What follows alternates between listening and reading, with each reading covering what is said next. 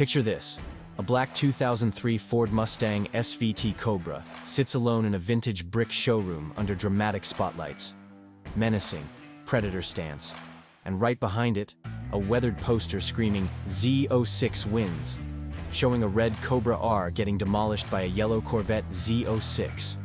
The Humiliation is right there on the wall, staring at you. This is the Terminator. And this is the story of how Ford answered that poster. Let me paint you a picture of Ford's nightmare scenario in the early 2000s. 2001. The Cobra R, Ford's absolute best shot, their most hardcore Mustang ever built, naturally aspirated screaming 385 horsepower, built specifically to embarrass Chevrolet on the track, gets absolutely destroyed by the Corvette Z06. Not close, not competitive, destroyed. Car and driver clocked the Cobra R at 4.7 seconds to 60, respectable for 2000, until they tested the 2001 Z06 at 4.3 seconds. The Corvette was over 4/10 quicker. Through the quarter mile, the Z06 ran 12.7 at 113 miles per hour, while the Cobra R struggled through in 13.1 at 110. Ford had spent millions developing a limited production track weapon, only to watch Chevrolet's regular production sports car make it look slow. But wait, it gets worse. 2002. General Motors announces the end of F-body production. The Camaro, the Firebird, Ford's rivals for 4 decades, gone. You'd think Ford would celebrate, finally. No more competition in the pony car segment. Plot twist. This was terrible news for Ford. Because now, instead of fighting Camaros and Firebirds in magazine comparisons, the Mustang would be compared directly to the Corvette Z06. And we just established how that comparison went for the Cobra R. Ford SVT engineers looked at the situation and realized, we're about to get humiliated, repeatedly, in every comparison test. For years. Enter Project Terminator. Ford's solution was desperate, brilliant, and $35,000. Not a limited production track car like the Cobra R. Not a $50,000 exotic competitor. A street Mustang with a supercharger built to fight, SVT engineer John Coletti later admitted. We knew we couldn't out-engineer the Z06's lightweight chassis and sophisticated suspension, so we did what Ford does best. We added boost. $35,000. Supercharged V8, street legal, available at your local dealer. This was Ford's answer. This was the Terminator. And Chevrolet, for the first time in years, actually had to defend the Z06. Let's talk about what made the Terminator different.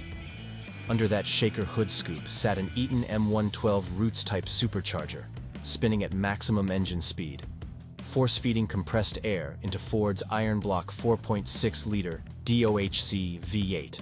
This wasn't Ford's first supercharged Mustang. The 2003-2004 model was actually the 4th-generation Cobra to use forced induction. But it was the first to get it right. Previous supercharged Cobras had heat soak issues, intercooler problems, power delivery inconsistencies. The Terminator fixed all of it. Liquid-to-air intercooler mounted low in the chassis. Iron block for strength, not lightness. Because Ford knew boost breaks weak engines. Forged internals to handle boost. Upgraded fuel system. Heavy-duty Tremec T56, 6-speed manual transmission. SVT didn't just bolt a blower onto a regular Mustang GT. They engineered this thing. Ford rated it at 390 horsepower, 390 pound-feet of torque. Same number, 390 and 390. Ford's marketing loved round numbers. But here's where Detroit's lawyers got nervous. Real dyno testing showed nearly 380 horsepower at the wheels, suggesting well over 420 at the crank. 380 at the wheels. 380 at the wheels. Ford underrated this beast by at least 30 horsepower, probably because some bean counter realized they'd built a Mustang faster than anything else wearing a Ford badge at the time. And corporate politics required diplomatic horsepower figures. Motor Trend's dyno, 381 horsepower to the rear wheels. Road and Track confirmed similar numbers. Car and Driver called it conservatively rated, which is journalists speak for Ford's lying and we love them for it. Ford executives were apparently sober enough to build it, but still high enough to hide the real numbers. 0 to 60. Car and driver recorded 4.5 seconds. Motor Trend clocked 4.7. Road and Track got 5.1 in a particularly brutal test. Consensus, mid-4s.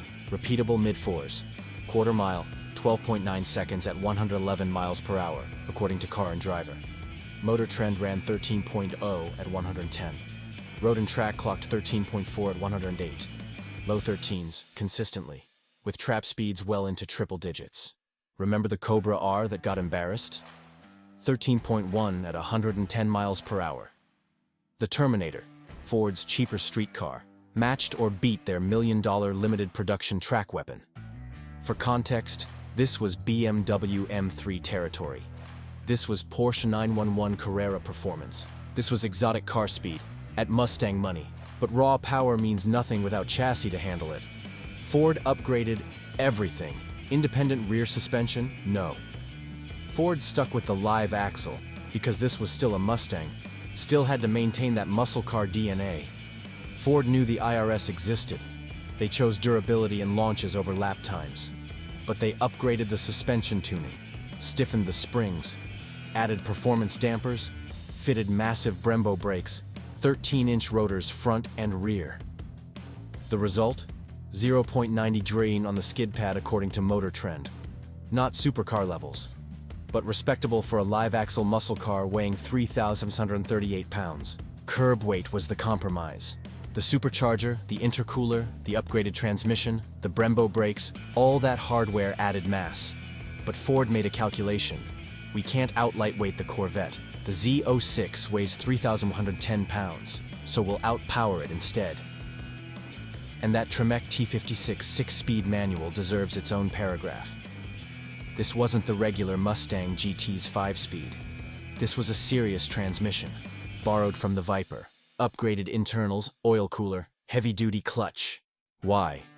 Because 390 pound-feet of rated torque, 420-plus actual torque, would shred a regular Mustang transmission in approximately 3 full-throttle launches. Short-throw shifter. Perfect gear spacing.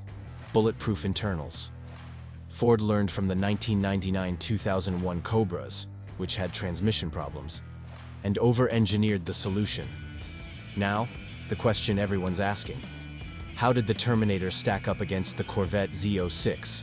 Okay. Deep breath. Let's address the elephant before it stampedes through the Z06. Sports car. Performance coupe. Independent rear suspension. Naturally aspirated LS6. $52,000. 405 horsepower rated. Yes. Different philosophies. Different engineering.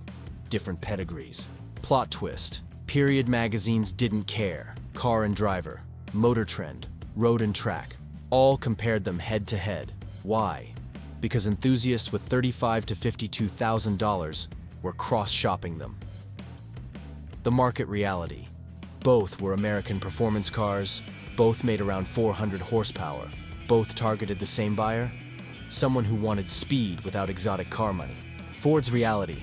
They built the Terminator specifically to fight the Z06 after the Cobra R got embarrassed.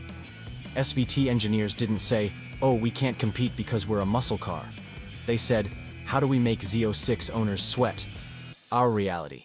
If Ford positioned it as a Z06 fighter, if magazines tested them together, if buyers chose between them, we're comparing them. Period. Exclamation point. End of category debate. Now, let's address the showroom elephant with brutal honesty, because lying would make us just another YouTube channel. The Z06 was quicker. Period. Exclamation point. End of discussion. GM High-Tech Performance clocked the 2004 Z06 at 391 seconds to 60. 3.91. 3.9. That's BMW M3 territory. Road and Track's March 2003 test of the 405 horsepower Z06. 4.0 seconds flat to 60. 12.3 seconds through the quarter mile at 116 miles per hour. Motor Trend's 2004 commemorative edition test, 4.7 to 60, but launched on terrible traction, still ran 11.97 at 118 miles per hour through the quarter. Low 12s. 118 miles per hour trap speeds. The Corvette wasn't just fast, it was exotic car fast, at Corvette money. The Z06 had advantages the Terminator couldn't overcome. Weight, 3,110 pounds versus the Terminator's 3,738. That's 628 pounds. 628 pounds of weight advantage. Power to weight, the Z06 had 7.7 pounds per horsepower. The Terminator, 9.6 pounds per horsepower. Grip, the Z06 pulled 0.98 G on the skid pad. The Terminator managed 0.90 green. Physics doesn't negotiate. Weight matters. Traction matters. The Corvette had both advantages. But, plot twist that nobody saw coming, it actually mattered this time. Road and Track said the Terminator should at least give a Z06 owner something to think about. And at $35,000 versus the Z06's $52,000 base price, Ford had finally built something worth defending. Not just dismissing, the gap closed. Dramatically. Cobra R versus Z06 in 2001.